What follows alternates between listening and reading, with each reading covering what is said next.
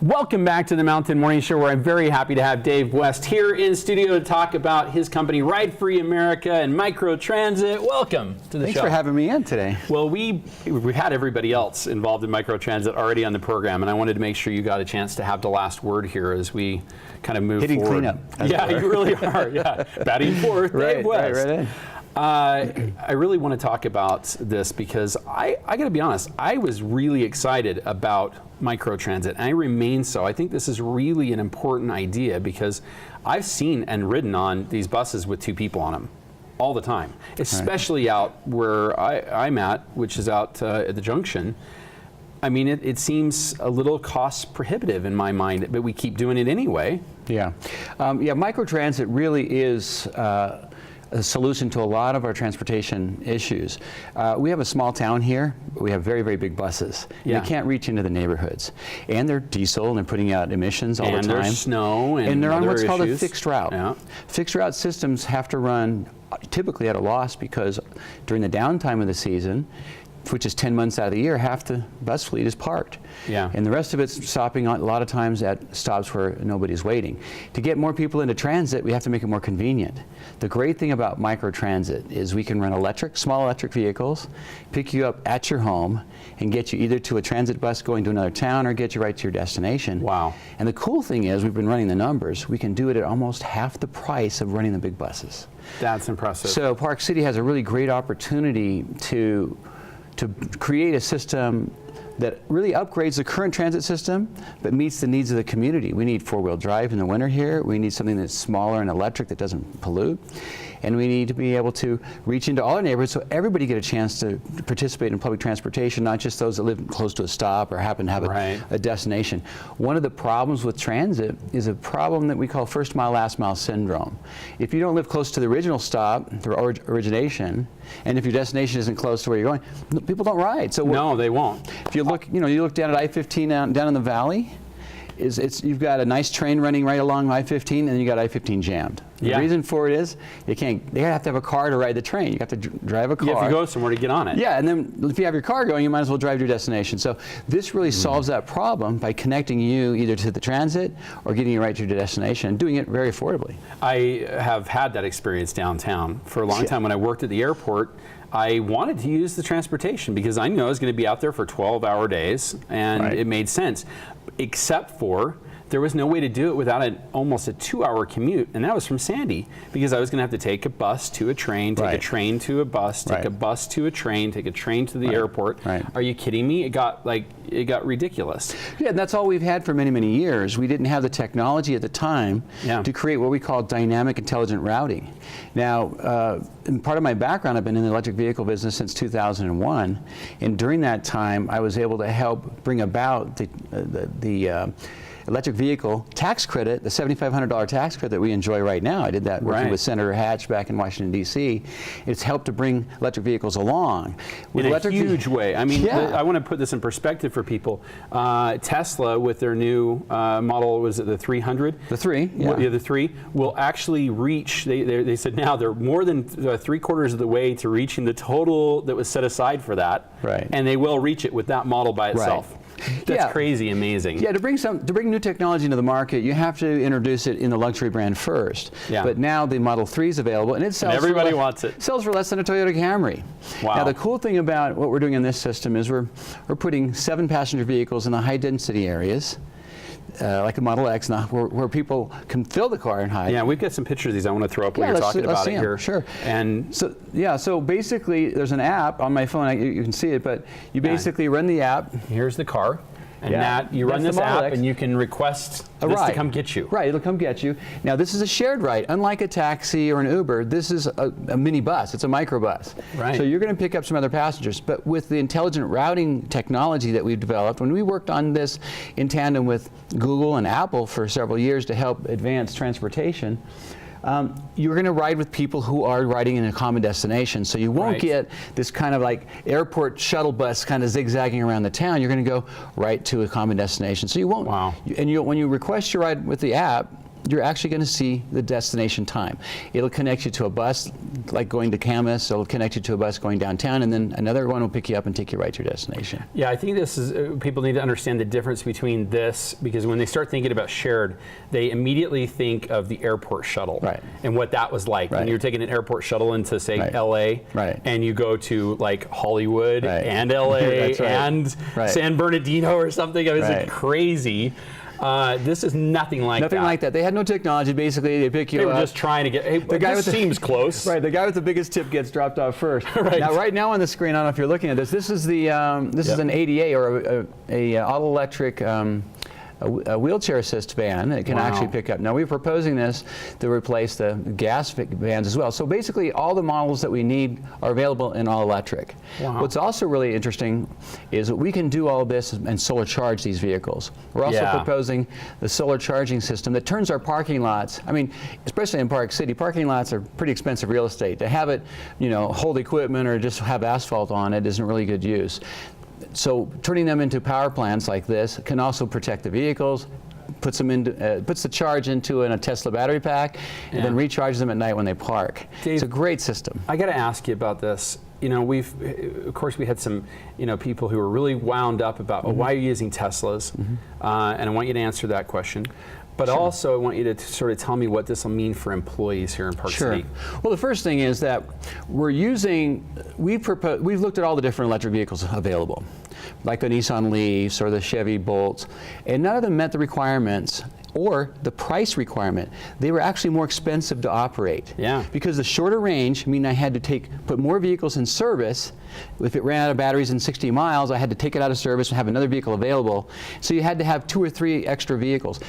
It's not like you don't like them. You have a Chevy Volt. No, I love a Chevy Volt, Yeah. but it's not great for this because, first of all, the Model 3 is the same price as the Chevy Volt, and it goes 230 miles. Wow. So it's actually less expensive to operate. But we chose the Model X because I can put more passengers in it and have it more affordable. And it's 4-wheel drive. Yeah. And so you can get to some of these places that we have a problem with the Volt. So it met the specification of our mountain environment. And also, we can apply for the city, working with the city, for the same grants, clean transportation grants that allowed them to get these big electric buses. Wow. So we're not paying full retail for these. We're getting them at a good rate, but they're actually the most inexpensive to operate.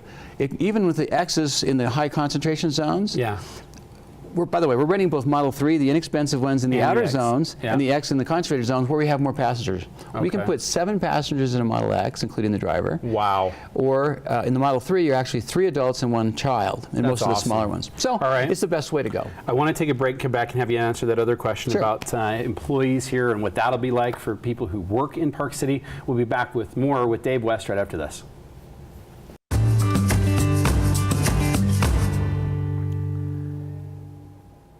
Welcome back to the Mountain Morning Show, where we continue our conversation with Dave West, and this is awesome. I'm really excited to continue talking about Ride Free America and what it means here in Park City from a microtransit standpoint.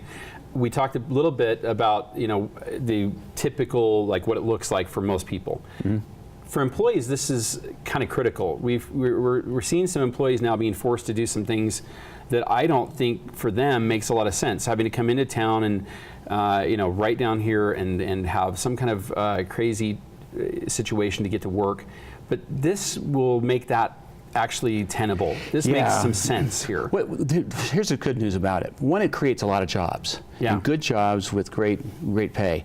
Uber's put a lot of downward pressure on the taxi business here and driven some of them out of business because they have to match Uber rates. And those are temporary jobs. We're creating permanent jobs that really bring more employment to the area. They're just doing it in a better electric vehicle that doesn't pollute. The other interesting thing about it is most of this system can be paid for by the savings. The growth in the traffic in the city is challenging. And if we don't find a solution like this, we're going to have to build another China Bridge somewhere, multi-level, and those cost $32,000 per stall, which is millions and millions of dollars. $32,000 per stall. Just not building a new parking structure by having something convenient like this is a benefit. Wow. Not being able to make Main Street pedestrian like we have in so many beautiful resort towns in Europe. All these benefits benefits. Oh, not having to resurface the city so often because of heavy vehicle traffic, and not having to widen the streets and making it more like West Valley and less like a great resort town. Those are benefits too. So there's a lot of great benefits here, including the jobs that are coming from this. But also, most importantly, I think, it keeps the mountain resort the way we want to live. Yeah. Now, the benefits to families that work here, and like you pointed out, is you don't have to commute to work in a single car, creating traffic and finding a place to park. You can create virtual carpools with the system. The people that want to ride together don't have to ride in a fixed car system. And go to where they want to go. Not go to a parking when they lot, want to leave their car, get on a cab or a bus, ride downtown. We're talking, for most of these people, it would add 30 to 45 minutes to their commute. To somebody who's already working an 8-hour day for barely enough pay to make it worth coming to Park City for in the first place. This would solve a lot of that. Yeah, a lot of people that have to work in the service industry really have a challenging commute. And a lot of them have kids at home and then have a hard time getting home and having latchkey kids. This really gives you transportation justice. Everybody gets to ride free in the town, and they get where they need to go on time. Wow. It's a great way to go. Now, for families, I've raised some kids. Parents turn into chauffeurs. So we're zigzagging around town in cars, dropping kids off to school, picking them up after school, going to practice, going to gymnastics, going to ski. And we're creating traffic and really making our lives more complicated than they need to be. In this system, children can ride safely unattended by adults. Which is remarkable, because you can't do that in an Uber. Nope, you can't. And you can also create carpools to school. You can help take the traffic down going to and from our public schools. They can use it for teams going to practice 3 days a week. They can organize group rides. Employers can help their employees use the system to come instead of driving their cars. There's a lot of great things. In fact, hotels and resorts can use this to get, when people come into town, they don't have to rent a car and park it. They know they have free transportation. It's convenient to get them to and from the resort, or to dinner, or to bars at night. It's a really great system to help people get around without driving a car, looking for a parking place. Wow. I'm amazed. Now, I want to talk about the fleet size. What kind of a fleet size are we talking about here? Well, we're proposing about, according to the last proposal, about 8 vehicles, 1 in each zone plus 3 in the downtown zone, and we're proposing one of the ADA vehicles to help pick people up with electric vehicles. But the cool thing about this is that it can expand and service the whole county in our proposal, and do so without adding more tax burden. We can do that with the existing bus budget as we transfer from the big buses to the small micros. So we don't have to see any more. Not to mention the savings on parking lots, as we mentioned. So we've done a pretty good analysis. We think we're going to reduce 200 vehicle trips per day for every electric car we put in service. Wow. So we're taking 200 vehicles off the road and replacing it with a really intelligent on-demand vehicle that really services the community. I have 2 more questions for you. The first is to sort of be devil's advocate for people who ask this question: how do we know it's going to work? How do we know this system is going to work for us? Well, MicroTransit has been in the works for a long time.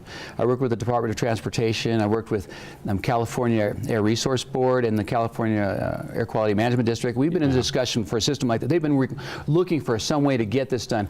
And you can't do it affordably with private systems, I don't think. You can't do it with Uber. You can't do it with Lyft. It has to be a system where the city uses their bus funding and they really improve their bus system so we can service everyone without the burden of serving shareholders. Right. And so, Ride Free America is a nonprofit organization that services the community. We're trying to get the cost down so everybody can ride for free of pollution, and riding within our free zones. But when they go outside this, when we go outside that zone, we pay a small supplemental fare that'll get you into the zone and provide revenue to expand the service. So we'll have as many cars as we need.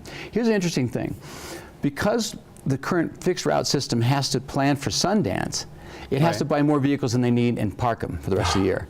In this system, we only drive vehicles to meet the demand of the month or the day that we're in. So drivers aren't driving unless there's passengers to ride. So it's very, very flexible. And we can also borrow and exchange vehicles from other cities that are participating with us, so that if our peak season needs a few more vehicles, we can borrow them from Salt Lake City or somewhere else. Or something like July that. July 4th, right. This is like a prime one. Now it's actually worse. It's like Sundance combined into one day. Right. Yeah, and we definitely need it then. And if Park City has a few vehicles that they want to get revenue on, they'll loan them down to, we're doing another project down with the Silicon Slopes for employers to do co-ops with their employees so they can ride and get on the train and get off the train train without having to have a car. That is amazing. So it's a lot of exciting Yeah. things, and I hope we have more chance for the citizens to find out what's really going to come their way, because it's really advancement. Park City is really going to be able to participate in something that is trending, that it's going to change transportation across the country. You mentioned one important thing, and then we'll talk about how you can get in touch and kind of be part of this, part of whatever solution we decide to go with here. And that is, you mentioned the clean air part of this. Right. I really want to talk about that for just a second, Sure. because when you think about these passenger rides that you're taking out of the system, those are all gas for the most part. Right. And that means that we have cleaner air. We're starting to see dirty air even here in Park City now. Right. This could really be a big solution to that. Yeah, you know, we're in a bowl here, and it may suffer the same bad fate that the valley suffers down below, and we're already seeing that happen. But Park City and Salt Lake City are one of the leading cities in the nation that have a sustainability goal to become completely sustainable within the next few years. Yeah. And transportation is included. So we can't just make our buildings sustainable. We need to get that smog out of our cars and get those extra cars off the road that we can when we have something more convenient like this. Park City and Salt Lake are one of the first 17 cities to set such a sustainability goal. Wow. The good news is, by making transportation more efficient, picking up people, getting more people into the system, getting to where they need to be, keeping the seats filled because it's more convenient, more people want to ride, Yep. we actually bring the cost way down to public transportation and make it self-funded, as opposed to a goal that current public transportation has. I mean, a lot of times we talk about, gosh, let's get more people on the bus, but unless you make that system more convenient, it's Yeah. going to be a notion rather than a reality. And this really helps it become a reality. I see tracks all the time, not even close to full. It only has those moments Right. in the morning and evening. The rest of the time, not. And Right. it would be different if Right. for The electric MicroTransit. buses that Park City has now, they're perfect for connecting between cities and between transit centers. And the trains are great for getting people to and from up and down the Wasatch Front. This system gets them into those transit centers or gets them into the train. And we That's really awesome. have a great new way to move people around in the city. How do people stay involved in this topic? Because we know it got taken off the boards, or the Park City, the Well, council's, meeting. yeah. How do we make sure that we're part of this? Well, I'd say make your voice heard. I mean, we've heard. I think a lot of the downside we've heard is from a misunderstanding from people in the transportation industry, particularly taxi people. What we're creating is more jobs for those people. There's going to be a lot more jobs in the system for them, and good jobs too. The other thing they can do is, we have a new mayor in town, and we have some new members in our city council. Make your voice heard, because we all benefit as citizens from a system like this. And I'd say let them know that we want to get our communities clean, our air clean, and we want to be involved with something that really makes public transportation serve us all. And I think make your voice heard and talk to the city council and to the mayor's office. I think it's a good way to go. Well, I think it's a good way to go, to give you the chance to have a forum to talk about it, because I think there's, as you said, misunderstandings on both sides of this. I think it's important that we hear all of those, and we've given everybody a chance to talk here on Park City Television. I appreciate you getting your side of this as well. And here's my thought. You know what this is like really every day traveling around Park City. There are some very busy times of day here in Park City. Wouldn't it be nice if, instead of having those hundreds of cars lined up to Kimball Junction with one driver in each of them coming home from work, wouldn't it be great if instead those people were on the bus because when they got to that bus stop, there was a way to get to their house? I think that makes a lot of sense, and I hope you do too. So as we've talked about, certainly regardless of what side you're on in this, get involved. Be involved in what's going on in your community and make our community better. We'll be back with more right after these messages. Katie Wang is here with the Park City Film Series.